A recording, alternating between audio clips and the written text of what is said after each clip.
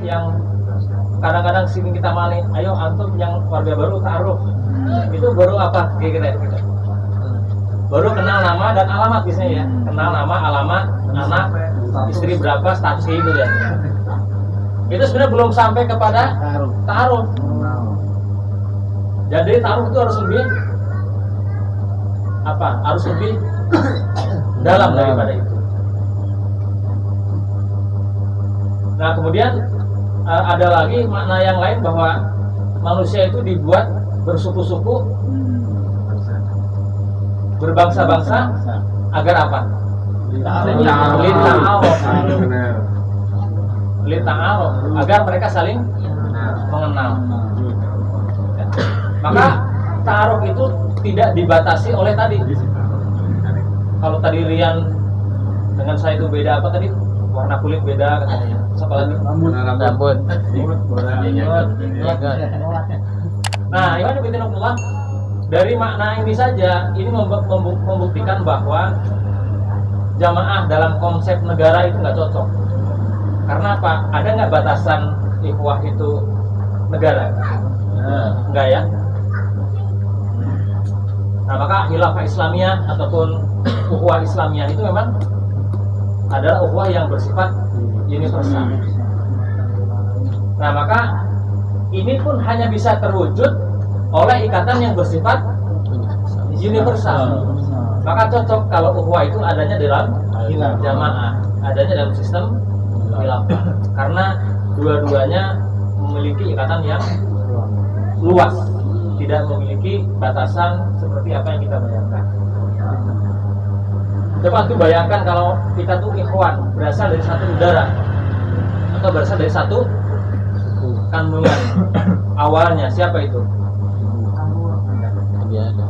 Adam dan Hawa. Nah, itu sebenarnya begitu tuh ikatan ukhuwah kita tuh begitu. Walaupun hari ini misalnya kita tidak bisa membuktikan bahwa kita saudara, karena apa sebenarnya bedanya? Hanya nasab. Tapi kalau nasab itu kita kerucutkan, nggak hanya Nabi Adam misalnya, yang pertama kali lahir di Pulau Jawa, nggak tahu kan? Tapi itu tetap menjadi satu udara. Maka inilah universalnya Islam. Maka nanti di dalam Islam itu memang ada namanya kesetaraan, dan kesetaraan itu hanya diikat oleh akidah. Maka ukhuwah yang ada di dalam kita adalah ukhuwah yang bersifat Islamiyah. Maka yang di dalamnya ada nilai-nilai Islam, dan itu hanya bisa terwujud di dalam jamaah. Nah, cuma memang syaratnya berat tadi. Untuk bisa mewujudkan ukhuwah di dalam jamaah harus ada yang surah 49 ayat 11, 12 dan 13. Bagi kita itu sepertinya biasa menggelari ikhwan kita dengan gelar yang buruk, biasa kan ya? Coba. Itu mah masih termasuk kasar.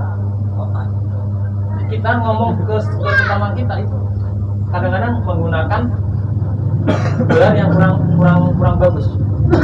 Nah, maka Ikhwan Fillah, ayo kita sudahi yang begitu. Panggil saudara kita dengan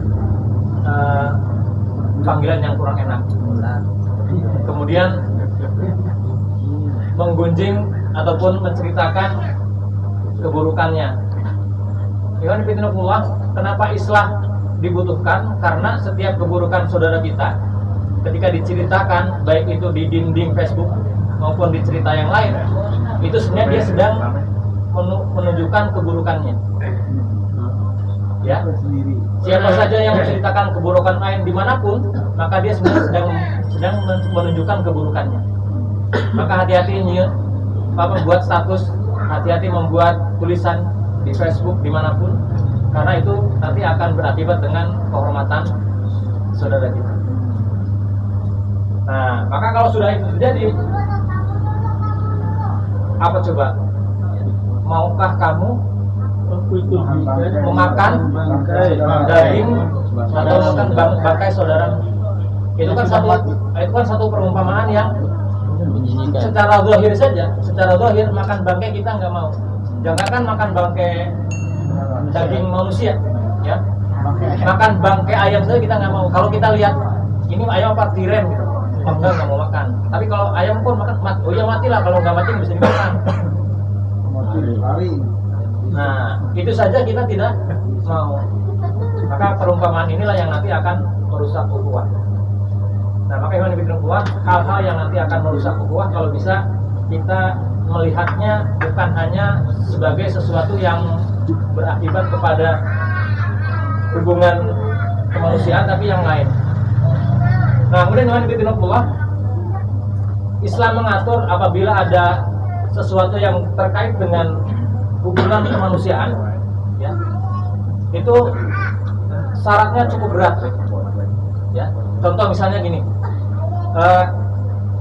di dalam Islam kalau hanya untuk melihat kapan awal saum itu butuh berapa orang? Butuh 1 orang untuk meyakinkan bahwa besok saum. Tapi untuk memastikan bahwa seorang itu berzina butuh berapa orang?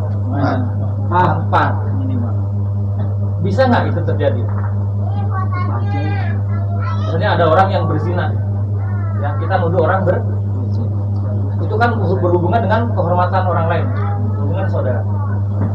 Itu harus menghadirkan 4 orang saksi. Mungkin nggak terjadi itu? Ada yang lagi zina, yuk kita lihat. Dan dia harus melihat bagaimana proses itu terjadi. Ini kan kita baru 2, ajak dong 2 lagi. Mungkin nggak itu terjadi. Nah, pelajarannya adalah bahwa untuk yang terkait dengan martabat ataupun kehormatan saudara itu seolah-olah kalau bisa ditutupi, ya, kalau bisa ditutupi. Maka Rasulullah SAW ketika ada orang yang, ya Rasulullah saya berzina, kamu lagi lupa kali, ditunggu sampai hamil. Ya Rasulullah, ini buktinya bahwa enggak, sampaikan dulu lahir anaknya. Kemudian ini lahir, anak udah lahir, susui dulu selama 2 tahun. Berapa lama itu artinya? Proses menjatuhkan hukum dari mulai pengaduan sampai dengan proses tahun. 3 tahun. Nah, maka baru setelah ada bukti yang kuat. Nah, maka kan kita jangan terjebak kepada apa namanya ya. Pokoknya kalau yang terkait dengan kehormatan saudara kita itu kalau bisa, ya, ditutupi. Namun bukan berarti bahwa ini kita membiarkan saudara kita berbuat kedoliman, berbuat kemaksiatan. Nah, maka ada proses namanya islah. Setiap setiap kekeliruan yang dilakukan oleh saudara kita ada proses islah. Nah, islah inilah yang selalu kita kedepankan ketika kita melihat saudara kita itu berbuat menurut kita tidak baik. Nah, ini sebenarnya yang akan membuat kita itu memiliki rasa ukhuwah yang tinggi. Maka kalau kita ingin berharap rasa ukhuwah yang tinggi seperti para sahabat, ya, sementara kita tidak memiliki karakter yang dimiliki oleh sahabat sehingga mereka berbuat seperti itu tidak akan mungkin terjadi. Ya. Nah, maka kenapa sahabat berani? Saya punya toko nih, antum 1, saya 1. Saya punya istri 4 nih, pilih yang paling cantik, saya akan ceraikan. Nah, kira-kira apa yang menyebabkan mereka bisa seperti itu? Nah, itu bukan berarti ujug-ujug, tapi ada proses yang oleh Rasulullah disebut ta'akhuh. Ta'akhuh itu mempersaudarakan. Ta'akhuh mempersaudarakan. Nah, proses ini didasari oleh tadi. Mereka memiliki persamaan walaupun berasal dari kabilah yang berbeda. Nah, maka demikianlah ukhuwah itu terjadi. Dan memang kalau kita cerita menggembar-gemburkan tentang ukhuwah Islamiyah, itu tidak akan mungkin terjadi kecuali hanya di dalam jamaah. Maka ukhuwah Islamiyah yang ada di luar, yang itu hanya ukhuwah Islamiyah yang sifatnya semu.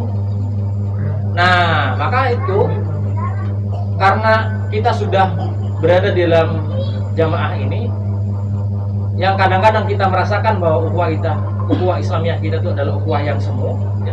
Maka mari kita kembalikan makna ukhuwah itu ke dalam makna yang sesungguhnya. Insya Allah kalau itu terjadi, kita tidak akan mendapati ukhuwah kita itu ukhuwah yang semu. Dan itu memang perlu proses belajar. Maka kalau tidak ada proses belajar, maka itu tidak akan terjadi. Jadi Alhamdulillah, demikian mungkin yang bisa disampaikan. Intinya adalah ukhuwah Islamiyah itu adalah salah satu sifat ya, yang harus kita miliki, dan itu didasari oleh nilai-nilai Islam.